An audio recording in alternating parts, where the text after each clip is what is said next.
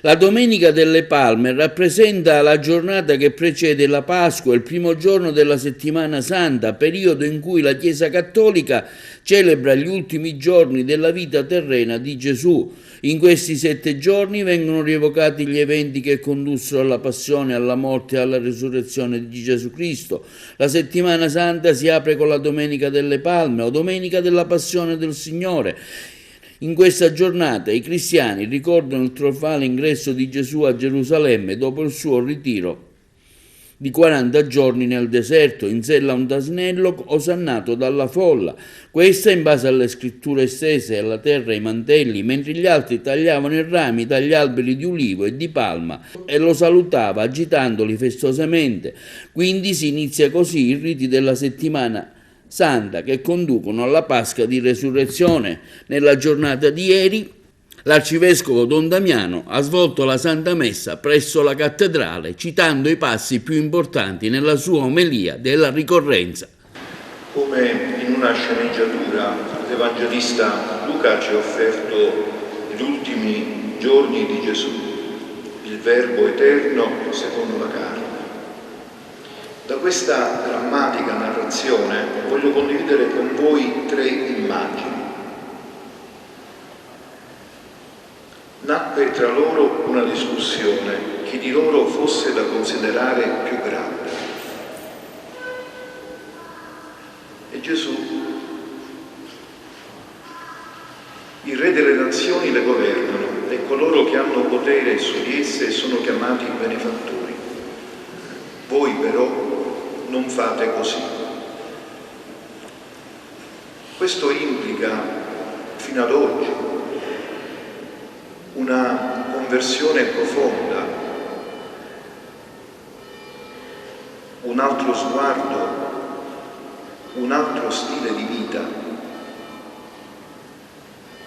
per considerare come il potere ancora continua a logorare le nostre vite. Un potere che non si riconosce come servizio agli altri e al regno di Dio, è un potere ambiguo. Tra di voi però non sia così. Questa è la prima consegna che voglio fare in questa prima domenica di Passione che condividiamo insieme. Dobbiamo fermarci su questa considerazione del Figlio dell'uomo. Altra immagine. Satana vi ha cercati per vagliarvi come il grano, ma io ho pregato per te perché la tua fede non venga meno.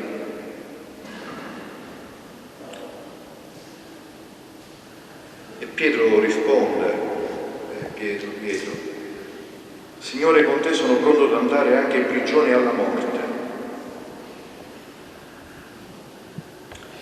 Tentazione e prova ci accompagnano nel corso della vita. E così come hanno accompagnato Gesù nel corso della sua vita terrena, come abbiamo iniziato la prima domenica di Quaresima, con la tentazione. E quel brano dà un appuntamento. Il diavolo si allontanò da lui per ritornare al tempo stabilito. E per noi anche così. Tentazione e prova ci accompagnano nel corso della vita e come Pietro, anche noi siamo pronti a entusiastiche dichiarazioni, ti seguirò fino alla morte. E entusiastiche dichiarazioni con le labbra, ma tante volte sperimentiamo anche meschini disconoscimenti per le nostre azioni. Non lo conosco. C'è uno che prega per noi però, perché la nostra fede non venga meno. Ed ed è Lui l'unigenito, Figlio del Padre, che prega per noi perché la nostra fede non venga meno. Da soli non possiamo far nulla, tutto è grazia. Terza immagine. Lo depose dalla croce, lo avvolse in un lenzuolo, lo mise in un sepolcro scavato nella roccia, e le donne osservavano da lontano, poi tornarono indietro e prepararono aromi e oli profumati.